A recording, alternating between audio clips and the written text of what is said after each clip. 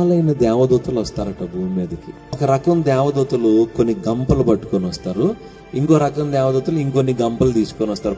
వచ్చి ఈ భూమి మీద మన ఇళ్ళ చుట్టూ తిరుగుతూ ఉంటారు. వాళ్ళు తిరిగి ఏం చేస్తుంటారంటే, వాళ్ళు ఒక రకం దేవదూతలు మనం చేసే ప్రార్థనలన్నీ గంపల్లో వేసుకుని, ఇక్కడ వినండి, ఒక ఆయన తన వ్యాపారం పెరగాలని అడుగుతున్నాడు. నా గంప నిండడం మొదలైంది.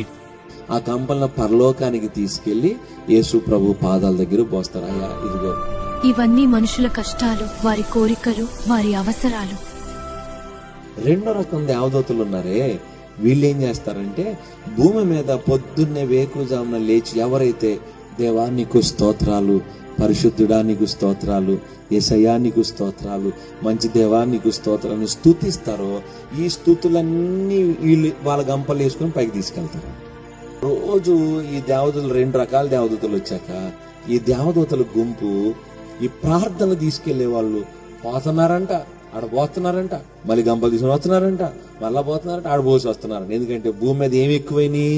ప్రార్థనలు ఎక్కువ. నాకు అది ప్రభువా, ఇది ప్రభువా, అది చేయి ప్రభువా, ఇది చేయి ప్రభువా, నా బిడ్డను కాపాడయ్యా, నాకు పని అయ్యా, నన్ను సంతోషంగా చూడయ్యా అని ప్రార్థనలు ఎక్కువైపోయినాయి.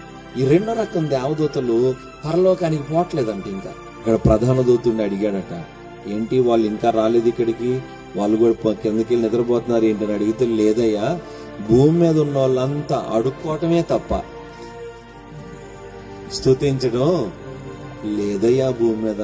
అందుకే స్తుతుల కోసం ఏం చేస్తున్నారు? ఇంటింటికి తిరిగి ఉన్నయేమో వెతుకుతున్నారయ్యా అన్నారట. మనుషులు ఏం మర్చిపోయారో చెప్పనా? దేవుని స్తుతించడం మర్చిపోయారు.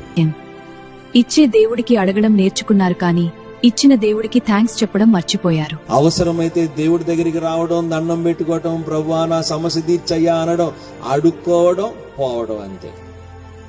ఏం మర్చిపోయారు మనుషులు? స్తుతించడం మర్చిపోయారు. మనుషుల అవసరాలకు ఉన్న వేగం వారి కృతజ్ఞతకు లేదు.